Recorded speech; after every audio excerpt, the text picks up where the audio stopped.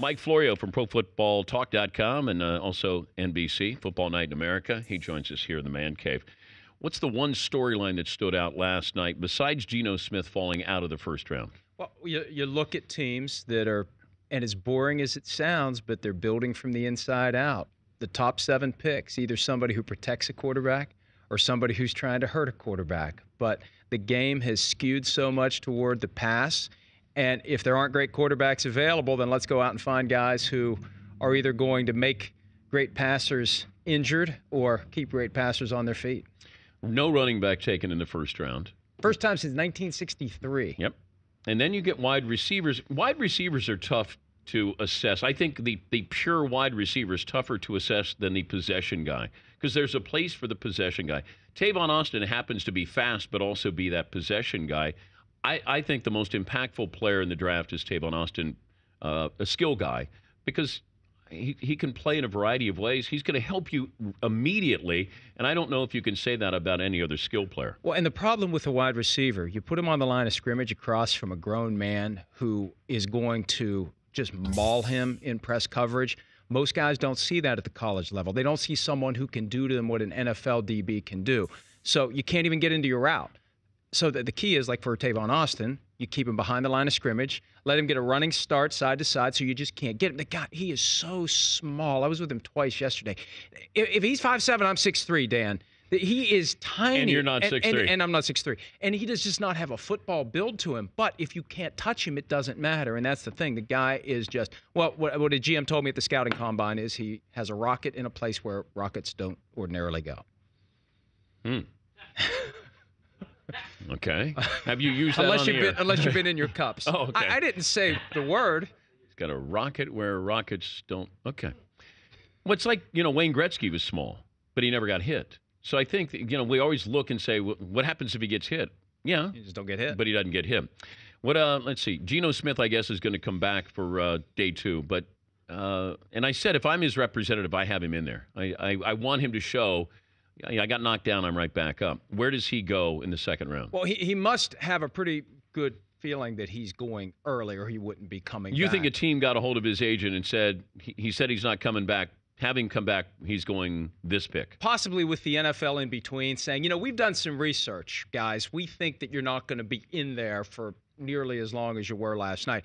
There was some suggestion that the Raiders were thinking about Geno Smith when they took DJ Hayden, the cornerback from Houston that fell down. Nobody even expected him to be a first rounder. The Raiders supposedly were going to take him at number 3. But they thought about Geno Smith, so that could be a possibility in round 2. They've picked up that Bengals pick. They've got their own pick. Or wait a minute, they don't have a pick. I've got myself all twisted around. If the Raiders did have a pick in theory in round 2, then that would be a team to watch. It's the fumes of the Carson Palmer trade still infecting the Oakland Raiders. But someone in the top of that round is either going to take him there or trade up. The Eagles are intriguing early in round 2. They sent the entire contingency to Morgantown last month, including the owner who hadn't gone to see a recruit since Donovan McNabb in 1999. And to have him fall into round 2 and have a shot at him, maybe they'll take him. But I don't think he'll be there for very long. And it wasn't a good look to say he's not coming back, but at least he got it on the right track and he'll be there. Barkley, Nassib, Glennon, you got other quarterbacks who are second round, with teams on the clock there. If you're going to list in order of how you think they'll be selected. I think that after Geno Smith, probably Matt Barkley with Nassib. If the Bills don't take Ryan Nassib, the Bills trade down and take E.J. Manuel, and the head coach is the guy who coached Ryan Nassib at Syracuse. That's a pretty significant red flag. So he could, they could end up in Buffalo doing a RG3 Kirk Cousins thing. They could swing back around round 3 or 4 and get Ryan Nassib and say, you're going to back up E.J. Manuel here in Buffalo. So I don't know how long Nassib lasts. And Mike Glennon, he's the guy that bounced Russell Wilson out of North Carolina State. Yeah. So the guy's got some potential. He's tall, and some scouts don't like tall quarterbacks, but he'll get his opportunity. The drama there with Manti Te'o not going into the first round. Now, Geno Smith, that surprised all of us. But Manti Te'o not going first round, although Greg Cosell of NFL Film said I didn't have him as a first rounder. I don't have Geno Smith as a first rounder. Where does Manti Te'o end up today? Well, The Bengals are lurking, and the Bengals. I remember at one point Peter King said at 21 the Bengals will take him, and I think the Bengals are a team that would think seriously about Manti Te'o. It fits, but they don't need a middle linebacker. Yeah, but they'll find a spot for him. No, I love they around. got Eifert. I thought that was a great pick for the Bengals to have him with Gresham. I think it's an interesting, and you put Green out there as well. They're getting into that we only have one football problem in Cincinnati. Too many guys who can get down the field, and Andy Dalton better step his game up. Because I don't think he's quite been at the level where they'd like him to be. Well, he can't blame it on not having any weapons beyond A.J. Green at this point. So they are in position where they're going all in to take the next step. But it would not shock me if they'd make a move on Manti Te'o. You know what's interesting with the Vikings? Mike Florio, Pro Football Talk, joining us in studio. That it's not as if you don't have guys from Notre Dame on the roster who you could ask about Manti Te'o, because they've got, Rudolph and Harrison Smith is They traded up back into round one last year to get Harrison Smith. He played with Manti Te'o for multiple years. You go to him, you sit down and say, tell me what the real story is with this guy. And you have 3 chances at him, and they love these Notre Dame kids, and they don't take him. And it's not like they don't have a need at middle linebacker. They have no middle linebacker. So it'll be interesting to see what Rick has to say about why they didn't take him. He's Mike Florio from ProFootballTalk.com joining us in studio. I'm listening to John Gruden last night, and he's talking about Honey Badger being the best corner in the draft. And I went, wait a minute here. Guy hadn't played in a year. He's not a cover guy. He's a guy who makes plays and lost count of how many drug tests he failed. I'm sorry. I have to. But you know what? We'll take guys with character issues in the 3rd round. You just won't take him in the 1st round. I don't get that. I mean, if you have concerns about a guy, then you take him off your board. This you don't guy, say, well, I would take him in the 5th round or the 4th round. No, I don't want him around my team. I don't want him in my locker room. I don't want that distraction. I don't want that influence, because if you get enough guys like that, the team implodes. And this is the guy who tweeted the picture of the invitation to the draft party he was going to have last night, calling himself a 1st-round draft pick. I think the only place that makes sense for him is Arizona, because Patrick Peterson is there. They were good friends at LSU. Peterson's been kind of a mentor to him. Just somebody to keep him in line. And at most, the guy's a nickel slot corner. I don't it's not think like he's going to be a shutdown corner at the NFL level. No. Why would the Jets draft a defensive back when you just gave up Revis? The poor kid, Milner's going to be compared. Does he have his own island too? They should just give him 24. Just pretend it's Revis. Just put Revis on the back of the jersey and act like nothing happened. I'd been saying all week, whatever you do with 9 and 13, do not take a cornerback. Do not do that to this kid. It is impossible. I remember when the Vikings traded Randy Moss and picked Troy Williamson with the 7th overall pick, and not that it would have helped Troy Williamson catch the football any better anywhere else, but it's the kiss of death to say, here's the replacement for Randy Moss. Here's the replacement for Darrelle Revis. He is never going to get away from that, especially in this market. And it just tells me the Jets don't get it. But here's another thing with the Jets, because there's a report in the New York Daily News that the Jets are looking at Geno Smith.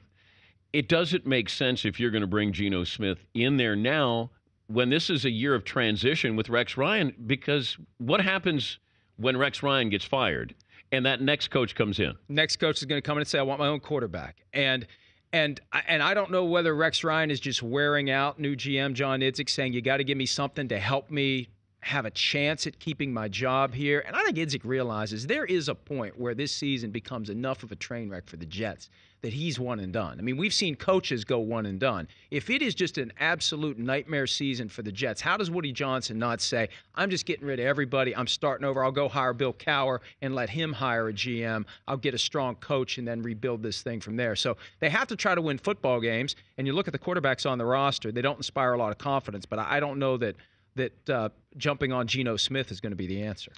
But you're looking at what's Mark Sanchez thinking last night as he's watching the 1st round?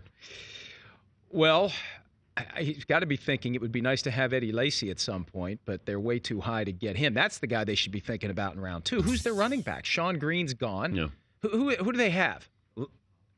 They got Bilal Powell. Oh, you got to have somebody to take some pressure off of the passing game. So I don't know. Yeah, if you're Sanchez, what you're thinking is, I get $8.25 million this year, no matter what happens. And then I get my freedom next year. I can go be Eli Manning's backup for the Giants. Wouldn't that be the best outcome? Oh. But I'm thinking, who wanted Tavon Austin enough that made the Rams jump up and pay what they paid for him? Manish had also today that the Jets were going to take him at number 9, okay, which is amazing. to think that they were. It's just that this kid is a top 10 pick. It's amazing to me, but I'm looking forward to seeing what he can do on the football field this year. Who's the number one pick next year? Is it Jadeveon Clowney? Is that who we're thinking? Is that the guy who would have been the number one pick this year, right? And who will have the number one pick next year? Maybe the New York Jets. Well, you know what? I think when they you look have at the their least schedule, though, their schedule doesn't suggest that they're going to be 2-14. They've got some home games that I think they'll have a chance to win. Well, I think talent level, they could be, at the bottom of the barrel. But I think last year we saw them win games, stay in there, in the playoff hunt, that they actually salvaged a portion of that season with Rex Ryan. I don't think they're the worst team. But if you were going to, so you have the Jets on the clock for next year? The Jets are close. The Jets are in the conversation. The Raiders, this is a long, slow rebuilding process for the Oakland Raiders. I don't know that Matt Flynn is going to get it done. All we know is that he had one big performance in a meaningless game in Week 17 a couple of years ago. If he doesn't get it done, they're going to have a major problem. The thing is, see, this time of year, everybody's 0-0, and everybody's looking for reasons to say, hey, there's a way that the dominoes fall and we make it to the playoffs. So everybody at least plausibly looks like they could be decent. There isn't a team that just cries out, other than the Jets, that, boy, there's a pretty good chance we're just going to stink. Commissioner is talking about moving the draft to May. Sweeps week. I got no problem with that. It'll be a little bit warmer here in New York City. But do you think that he's doing it? Now we're making this a 12-month sport. That the combine is now part of must-see TV. You got pro days. It's all NFL all the time. And now you stretch it out to May, Super Bowl in February, combine after that, and then you're going to have free agency. Then you have training camp. They're trying to make this 12 months. Well, and it's already 11. It's just a question of unclustering some of the stuff in the offseason. Instead of the combine 2.5 weeks after the Super Bowl, move it into March, move free agency into April, move the draft into May. The offseason workouts continue into the middle of June. Then everybody takes a little bit of a break, and then by the middle of July, the training camp's open for the teams that play in the Hall of Fame game. So they've got this thing figured out. And that's the one thing that I respect most about Roger Goodell. He is always looking for ways to make every aspect of the product better. He will never be complacent. Whether people agree with his interpretation of what's better or not, he's always looking for ways to make it better. What's the next story to keep an eye on with the NFL? That's a good question. I'm so caught up in the draft. These concussion lawsuits aren't going anywhere, although I don't know when this initial ruling, when the initial ruling comes down, all these lawsuits could just be thrown into arbitration. We'll never hear anything about them again. And I still don't see an impact on today's players. There isn't a single guy in this draft pool that is saying, I'm sorry, I'm not comfortable accepting the risks that go along with being an NFL player. So even though the gloom and doom's out there, and there was an item in the Chicago Tribune this week about the death of football in America, look, the numbers keep going up, the kids keep playing, and every kid in college wants to play in the NFL, and they all willingly accept the risk, and I don't see that changing. I mean, in the face of every possible adversity, the NFL just keeps getting bigger and bigger and bigger, and no one knows where the ceiling is. Well, it's almost like with cigarettes. Before you didn't have the warning label on, you smoked, and then you didn't know that that this was addictive and nicotine. So now the warning label's on there. It's like football. There's a warning label on playing football now. So no more lawsuits. You know what the warning label is as you play this game. And we obsess over the potential for risk of injury in football, but there are a lot of things kids that age do that are a lot riskier than playing football, and they don't get paid nearly as well as, riding down the motorcycle or a street on a motorcycle without a helmet, rock climbing, jumping out of an airplane. There's a lot. We are a nation of risk takers. So, yeah, there's risk in playing football. Okay, well, let's go play football. I mean, that's just the way it is. Well, I've been saying this. If you want to try to regulate this as far as the punishment that's there, take HGH out of the game, because HGH has made these guys feel like superheroes and they're invincible. So I got bigger, faster guys, and the dimensions of the football field haven't changed. So the odds are I'm going to have more violent collisions with these guys who are artificially inflated. That's why the NFL knows they got a problem with HGH. You mean the honor system doesn't work? No, it doesn't. But the fact that when I have a quarterback tell me, was it 2 years ago or 3 years ago, that he thought 60% of his teammates were on HGH. That's a couple of years ago. And I'll bet it's higher than that. I wouldn't be surprised if it's higher. And I've heard estimates all over the board, but I think, look, you have a lifestyle that is premised on being able to suit up and play. If you can't suit up and play, what happens? You don't have a job. You can't pay your mortgage. Your lifestyle goes away. Your life falls apart. Of course, you're going to do what you have to do if they're not testing for it. It doesn't work.